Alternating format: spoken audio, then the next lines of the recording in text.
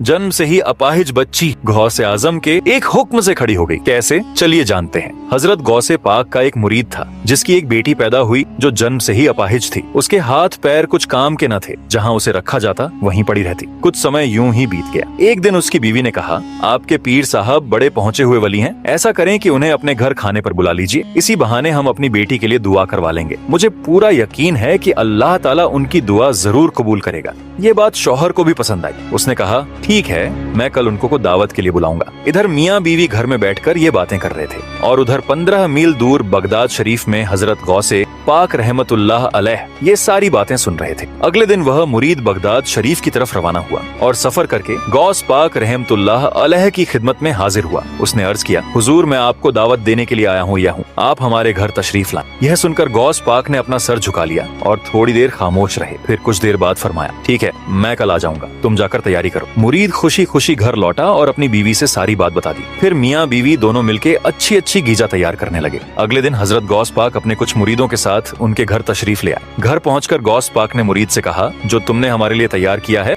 वो लाओ, हम खाना खाकर फिर वापस निकलेंगे। इस पर मुरीद ने क्या किया, अपनी माजूर बेटी को उठाकर गौसे पाक रहमतुल्लाह अलैह के सामने रख दिया। जब आपने उसे देखा तो पूछा, यह क्या है? मुरीद ने बहुत आजी के साथ कहा, हुजूर, ये मेरी बेटी है जो जन्म से ही माजूर है। आप या तो इसके लिए दुआ कर दें कि यह ठीक हो जाए या फिर ये मर जाए। यह सुनकर गौसे पाक रहमतुल्लाह अलैह अल्लाह की बारगाह में दुआ की। फिर आपने उस बच्ची से कहा, कुंबी जनिल्लाह, यानी अल्लाह के हुक्म से उठ जा। इतना कहना था कि वह बच्ची तुरंत खड़ी हो गई। मियाँ बीवी दोनों अपने बच्ची को चलता फिरता देखकर बहुत खुश हुए। फिर मुरीद ने कहा, हुजूर, एक बात बताइए, जब मैं आपको दावत देने गया था तो आपने थोड़ी देर खामोशी अख्तियार की थी, उसका राज क्या राज था? इस पर गौसे आजम रहमतुल्लाह अलैह मुस्कुराते हुए फरमाए, जब तुम दोनों अपने घर में बैठकर मुझे बुलाने की बातें कर रहे थे तो मैं यहाँ बगदाद में बैठकर वो सारी बातें सुन रहा था और मुझे ये भी पता था कि तुम मुझे किस मकसद से मुझे बुलाना चाहते हो। इसीलिए मैंने अल्लाह की बारगाह में खामोश होकर अर्ज की, या अल्लाह, अगर तूने इस बच्ची की शिफा मेरे हाथों में रखी है तो मैं इसकी दावत कबूल करूंगा, और अगर नहीं रखी तो मैं इनकार कर दूंगा। तब अल्लाह ताला ने फरमाया, बेशक मैं हर चीज पर कादिर हूँ और तू मेरा अब्दुल कादिर है। सुभान अल्लाह। दोस्तों, अगर आप भी गौसे आजम के सच्चे दीवाने हैं और ये वाकया आपके दिलों को छू गई तो दिल से लिखिए सुभान अल्लाह और लाइक सब्सक्राइब जरूर करें।